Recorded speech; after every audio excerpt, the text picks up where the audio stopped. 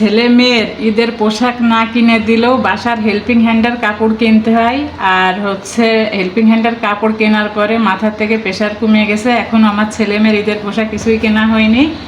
তো এই যে দুইজনের জন্য কাপড় কিনছি। মাঝে মাঝে বাসার হেল্পিং হ্যান্ড যা পরে আমিও কিন্তু তাই পরি, সেম কাপড় নিই। তো এটা হচ্ছে একজনের। আমার বাসায় আবার টুকিটাকি মেলা লোকই কাজ করে, তো সবার দেওয়া সম্ভব না। যারা রেগুলার কাজ করে তাদের জন্য একটা রয়েছে ওইটা 3 পিস।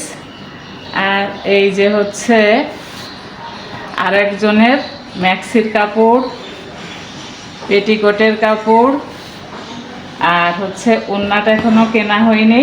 তা আমার যে সামর্থ্য অনুযায়ী আমি তাদের দিছি। ছেলে মেয়ের পোশাক কেনার আগে আমার হেল্পিং হ্যান্ডের খুশি করতে হয়। প্রতি বছর ঈদে হেল্পিং হ্যান্ডের কাপড় কিন্তু সবার আগে কিনি, 1 টাকার হোক 2 টাকার হোক। আমার হাজব্যান্ড বলে ছেলে মেয়েকে না দিলে প্রবলেম নাই, কিন্তু হেল্পিং হ্যান্ডের না দিলে প্রবলেম আছে। তো এই যে কাপড় কিনছি, আর টুকিটাকি যারা কাজ করে তাদের কাপড় দিতে পারিনি, হালকা একটু খুশি করছি, কারণ আমি গরিব মানুষ।